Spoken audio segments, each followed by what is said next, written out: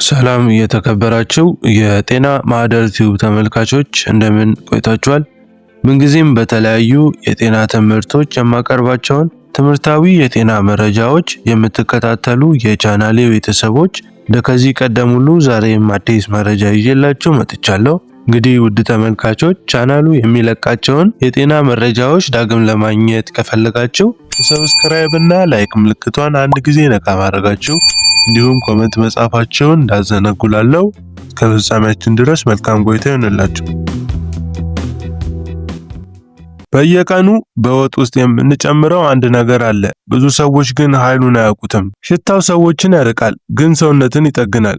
ከጥንት ዘመን ጀምሮ እንደ መድኃኒት የተጠቀሙት ይህ ቀላል ምግብ ዛሬ በሳይንስ የተደገፈ ነው። ዛሬ ስለ ነጭ ሽንኩርትና በሰውነታችን ላይ ያለውን አስደናቂ ተጽዕኖ እንመለከታለን። ብዙ ሰዎች ነጭ ሽንኩርትን እንደ ቀላል ምግብ ብቻ ያያሉ። በምግብ ውስጥ ለሽታው ይጠቀሙበታል። አንዳንዶች ደግሞ ምክንያቱም ሳያውቁ ከመመገብ ይርቃሉ። ነገር ግን ነጭ ሽንኩርት በብዙ ዘመናት የተፈተነ፣ በብዙ ሕዝቦች የታመነና በሰውነት ላይ ትልቅ ተጽዕኖ ያለው ተፈጥሯዊ ነገር ነው። በታሪክ ውስጥ ነጭ ሽንኩርት ከምግብ በላይ ነበር። አንዳንድ ሕዝቦች እንደ መድኃኒት ይጠቀሙበትም ነበር። ሌሎች ደግሞ እንደ መከላከያ ይመለከቱትም ነበር። ሰውነት ውስጥ ሲገባ የሚፈጠረው ተጽዕኖ በቀላሉ የሚታይ አይደለም፣ ነገር ግን በጊዜ ሂደት ላይ የሚገለጥ ነው። ነጭ ሽንኩርት በሰውነት ውስጥ ሲገባ መጀመሪያ ከመከላከያ ስርዓት ጋር ይሰራል። ሰውነታችን በየቀኑ ከብዙ ተዋጊ ነገሮች ጋር ይጋጫል። አንዳንዶች ከምግብ፣ አንዳንዶቹ ከአየር፣ ሌሎቹ ደግሞ ከሰውነታችን ውስጥ የሚፈጠሩ ናቸው። ነጭ ሽንኩርት ይህንን የመከላከያ ሂደት በማጠንከር ሰውነት እንዲቆም ይረዳል። ብዙ ሰዎች የሚያስቸግራቸው ነገር ነጭ ሽንኩርት ሲፈጭ የሚመጣው ሽታ ነው። ያ ሽታ የሚመጣው ነገር በሰውነት ላይ የሚሰራውን ስራ ያመለክታል። ብዙ ጊዜ ሰው የሚረብሽ ነገር እንደ መፍትሄ ይሰራል። ነጭ ሽንኩርት በደም ዝውውር ላይ ያለው ተጽዕኖ በቀላሉ ሊታይ ይችላል። ደም በሰውነት ውስጥ በቀላሉ ሲንቀሳቀስ አካላት የሚፈልጉትን ኦክሲጅንና ምግብ ያገኛሉ። ነጭ ሽንኩርት ይህንን ሂደት ለማሻሻል ይረዳል። ነጭ ሽንኩርት ሲበላ በሰውነት ውስጥ የሚነሳው አስደናቂ ሂደት እዚያ አያቆምም። ነጭ ሽንኩርት ሲበላ በሰውነት ውስጥ የሚነሳው አስደናቂ ሂደት እንደዚህ ብሎ አይጠቀስም። በአፉ ሲተረጎም የሚፈጠረው ንጥረ ነገር ወደ ደም ሲገባ እንደ ተፈጥሮ መከላከያ ይሰራል። በየቀኑ ትንሽ መጠን መውሰድ የሚያደርገውን ተጽዕኖ በአንድ ቃል አይታይም፣ ግን በሳምንትና በወራት ሲቀጥል ሰውነት በግልጽ መልኩ ይለዋወጣል።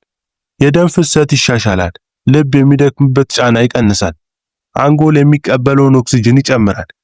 ይህም ሰውን የተሻለ አስተዋጽኦና ትኩረት ያበረክታል። ብዙ ሰዎች ነጭ ሽንኩርት ሲነገር ሽታው ብቻ ያስተውላሉ፣ ግን ያ ሽታ ራሱ የጤንነት ምልክት ነው። ያ ሽታ ከሚመጣው ንጥረ ነገር ሰውነት ከመጥፎ ባክቴሪያና ከቫይረስ ይከላከላል። በተለይ በቀዝቃዛ ወቅት በብዙ ሰዎች የሚታየውን ጉንፋንና ንፍጥ በነጭ ሽንኩርት መጠነኛ መውሰድ መቀነስ ይጀምራል። አንዳንድ ሰዎች እንኳን መድኃኒት ሳይወስዱ በተፈጥሯዊ መንገድ መሻል እንዲያዩ ይናገራሉ። ነጭ ሽንኩርት በሆድ ላይ ያለው ተጽዕኖ እጅግ አስፈላጊ ነው። ሆድ ውስጥ ያሉ መጥፎ ባክቴሪያዎችን በመቀነስ ጥሩ መፈጨትን ያግዛል። ይህ ማለት ምግብ በቀላሉ መፍጨት ይጀምራል። የሆድ እብጠትና የጭንቀት ስሜት ይቀንሳል። ከዚህ የተነሳ ብዙ ሰዎች ነጭ ሽንኩርትን ከተመገቡ በኋላ እረፍት እንዳገኙ ይሰማቸዋል። የደም ስኳር ላይ ያለው ተጽዕኖ ደግሞ ሊያስደንቅ ይችላል። ነጭ ሽንኩርት የደም ስኳርን በመመጣጠን ለሰውነት የተሻለ ሚዛን ያመጣል። ይህ በተለይ ስኳር ችግር ያለባቸው ሰዎች ለራሳቸው የሚያደርጉትን ጥንቃቄ ሊጨምሩ በጣም ጠቃሚ ይሆናል። በአንድ ሌሊት ለውጥ አያመጣም፣ ግን በትዕግስትና በመቀጠል የሚመጣ ውጤት ይታያል። ነጭ ሽንኩርት ከሰውነት ውስጥ መርዛማ ነገሮችን ለማውጣት የሚያግዝ በመሆኑ ብዙ ጊዜ አይነገርም። የሚደረገው የማጣሪያ ስራ በመደገፍ ሰውነት ይበልጥ ንጹህ እንዲሆን ያግዛል። ይህ ደግሞ በቆዳ ላይ ይታያል። ቆዳ ያጠራል፣ እብጠት ይቀንሳል፣ ቀለሙን ያሻሽላል። ግን ነጭ ሽንኩርት ከጥንት ዘመን ጀምሮ በብዙ ባህላዊ ሕክምና ውስጥ ጠቃሚ ነበር። ሰዎች ሳይንስ ከመጣ በፊት በልምድ የተመሰረተ ዕውቀት ነበራቸው። ዛሬ ግን ሳይንስ ያንን የቆየ ዕውቀት እየደገፈ ነው። ነጭ ሽንኩርት በየቀኑ ሲወሰድ በሰውነት ውስጥ የሚፈጠረው ለውጥ በቀላሉ አይታወቅም፣ ግን በጊዜ ሲሰበሰብ ትልቅ ተጽዕኖ ያሳያል።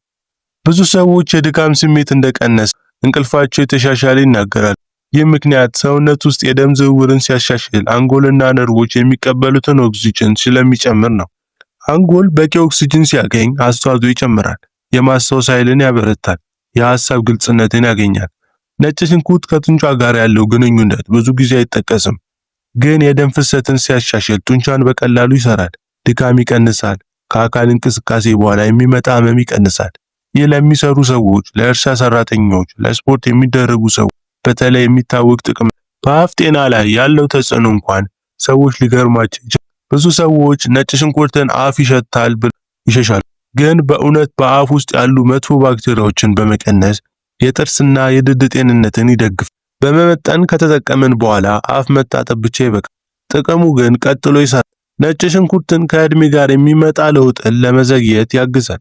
ይህ ምክንያት ከሰውነት ውስጥ የሚፈጠሩ ነፃ ሬዲካሎችን በመቀነስ ህዋሳትን እንዳይጎዱ ስለሚያግዝ ነው። ህዋሳት በጤና ሲቆዩ እድሜ ጋር የሚመጣ ድካምና ደካማነት በዝግ ይመጣል። በቤት ውስጥ ቀላል ነገር ብለን የምንመለከተው ነጭ ሽንኩርት እንዲህ ያለ ረጅም ተጽዕኖ እንዳለው ሲታወቅ ሰውን ያስገርማል። ነገር ግን ዋናው መጠን ነው። ብዙ መውሰድ ጥቅም አይጨምርም። እንኳን ለአንዳንድ ሰዎች ሆድ ህመም ሊያመጣ ይችላል። መጠነኛና ቀጣይ መጠቀም ግን ሰውነትን በቀስታ ያጠናክራል። ነጭ ሽንኩርት ከስሜት ጤና ጋር ያለው ግንኙነት እንኳን ብዙ ሰዎች አያስቡት። ግን ሰውነት በውስጡ ሲመጣጠን አእምሮ ይከተላል።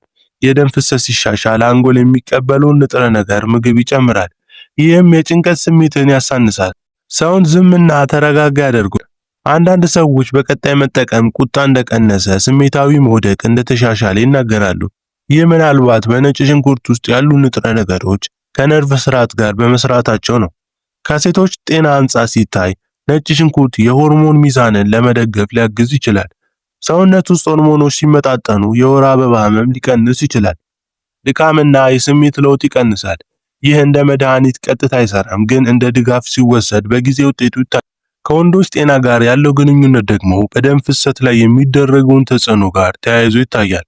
የደም ዝውውር ሲሻሻል የአካል ኃይል ይጨምራል፣ የድካም ስሜትም ይቀንሳል። ይህ በቀላሉ ሊታወቅ ይችላል፣ ግን በቆይታ የሚቆይ ጥቅም ነው። ነጭ ሽንኩርት በልጆች ላይ ሲመለከት ጥንቃቄ ይፈልጋል። ትንሽ መጠን ብቻ መጠቀም ይመከራል፣ ምክንያቱም ሆዳቸው ለኃይለኛ ነገሮች ዝግጁ አይደለም። ግን በተገቢ መጠን ሲሰጥ የመከላከያ አቅማቸውን ሊያጠነክር ይችላል፣ በተለይ በተደጋጋሚ የሚታመሙ ልጆች ላይ። አንዳንድ ሰዎች ነጭ ሽንኩርትን ሲወስዱ ሆዳቸው ሊቆጥብ ይችላል። ይህ በተለይ በባዶ ሆድ ሲወሰድ ይታያል። ስለዚህ ከምግብ ጋር ወይም ከትንሽ ምግብ በኋላ መውሰድ ይመከራል። እንዲሁም ሰውነት እንዴት እንደሚመለስ መምረጥ አስፈላጊ ነው። በተፈጥሯዊ ነገሮች ውስጥ ነጭ ሽንኩርት ያለው ኃይል እንዲህ ብዙ መሆን ሰውን ያስቆጥራል። ነገር ግን ሁሉም ነገር እንደ መድኃኒት መመልከት አይገባም። ነጭ ሽንኩርት የጤና መንገድን የሚደግፍ ጓደኛ ነው፣ ዋናው ሕክምና ግን አይደለም። ጤናማ ምግብ፣ እንቅስቃሴ፣ እንቅልፍና ዝምታ ከነጭ ሽንኩርት ጋር ሲጣመሩ ውጤት ይበልጣል። በአጠቃላይ ነጭ ሽንኩርትን ቀላል ምግብ ብቻ ሳይሆን ሰውነትን በብዙ አቅጣጫ የሚደግፍ የተፈጥሮ ጓደኛ ነው። በመመጠን እና በቀጣይ ሲጠቀም የመከላከያ ኃይልን ያጠነክራል፣ የደም ፍሰትን ያሻሽላል፣ ልብንና አንጎልን ይደግፋል፣ ሆድን ያስተካክላል እና አጠቃላይ ኃይልን ያበረክታል። ነገር ግን ሁሉንም ነገር እንደ መድኃኒት መመልከት አይገባም። ነጭ ሽንኩርትን የጤና መንገድን የሚያጠነክር ክፍል ብቻ ነው። ከጤናማ ምግብ፣ እንቅስቃሴ፣ በቂ እንቅልፍና ዝምታ ጋር ሲጣመር እውነተኛ ጥቅሙ ይገለጣል። ሰውነታችን መስማትና በመመጠን መጠቀም ዋናው ቁልፍ ነው። እንግዲህ ውድ ተመልካቾቼ ጥሩ ግንዛቤና አጠር ያለ መሰረታዊ መረጃ እንዳጋራችሁ ተስፋ አደርጋለሁ። እናንተም ደግሞ ከዚህ ቪዲዮ ጥሩ ትምህርት ከወሰዳችሁበት እንዲሁም ከተማራችሁበት እንዲሁም ቁም ነገር ካገኛችሁበት ለወዳጅ ሼር አድርጉ። በተጨማሪም ሌሎች ጠቃሚ የሆኑ የጤና መረጃዎች እንዲደርሷችሁ ሰብስክራይብ እና ላይክ፣ የተሰማችሁን ደግሞ ኮሜንት ማድረጋችሁ እንዳትረሱ ላለው። ቀጣይ ደግሞ በሌላ የጤና ርዕስ ጉዳይ እስክንገናኝ መልካም ጊዜ ይሁንላችሁ።